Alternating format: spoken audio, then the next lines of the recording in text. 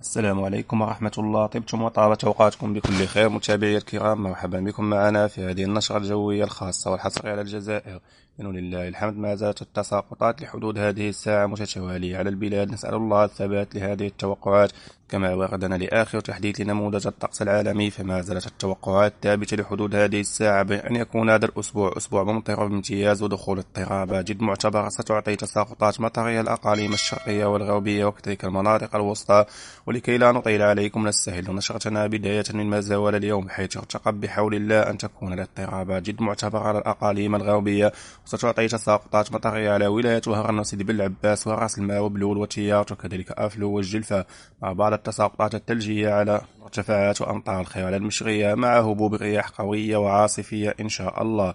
وكذلك المناطق الشرقية معنية بتساقطات مطرية وثلوج كثيفة على ولاية عنابة وسوق أهراس وكذلك سكيكدا وقسنطينة وجيجل وبجاية وسطيف وتيزي والزود إلى المدية والجزائر العاصمة والشلف.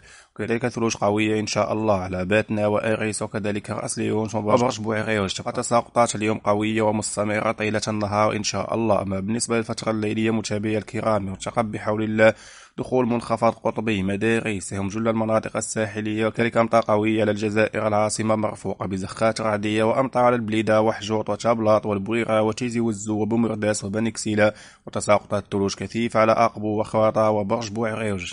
والأقاليم الشرقية بدورها معنية بهذه التساقطات خلال الفترة الليلية على ولاية عنابة وسكيكدا وقسنطينة وسوق أهراس وصولا إلى بسكرة، وكذلك تساقط ثلوج مستمرة على باتنا والجلفة وآفلو وبلول. كل هذه المناطق معنية بثلوج وأمطار الخير إن شاء الله خلال اليوم الخميس. أما بالنسبة لتوقعات يوم غد الجمعة خلال الفترة الصباحية، ما زالت أمطار الخير مستمرة على الولايات الشرقية على سكيكدا وقسنطينة، وكذلك أمطار الخير على جيجل وبجاية وتيزي والزو والجزائر العاصمة، وثلوج قوية على المدية والسطيف إن شاء الله.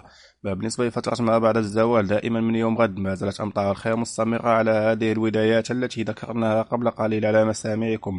ويرتقب إن شاء الله متابعي الكرام خلال الفترة الليلية استمرار تساقطات أمطار الخير على ولاية عنابة وسوق أهراس وسكيكدا وقسنطينة وجيجل وبجاية وتيزي والزو. هذه الأقاليم الشرقية ستعرف تساقطات مطرية غزيرة اليوم وغدا وكذلك يوم السبت إن شاء الله. كما هو مبين أمامكم متابعي الكرام على مستوى الخريطة الجوية، ما زالت أمطار الخير مستمرة على ولاية سكيكدا وجيجل وبجاية وتيزي والزو وصولا إلى سكيكدا وقسنطينة، والثلوج أيضا على باتنا وخنشلا وتبسة. وبعد السحب النشطة على سوق أهراس ربما تعطي بعض التساقطات المطرية. أما بالنسبة للأقاليم الجنوبية متابعي الكرام، ما زالت الأجواء مستقرة كما هو مبين أمامكم، ليس هنالك أي أمطار لا اليوم ولا غدا، نتمنى دخولها خلال الأيام القادمة. ونلقي نظرة على التوقعات البعيدة المدى. أما بالنسبة لتوقعات يوم الأحد متابعي الكرام، يرتقب عودة الاستقرار إلى البلاد كما هو بعد التساقطات المطرية المعتدلة شيئا ما خلال الفترة الصباحية. أما بالنسبة ليوم الثلاثاء، ربما تكون الأجواء مستقرة إن شاء الله،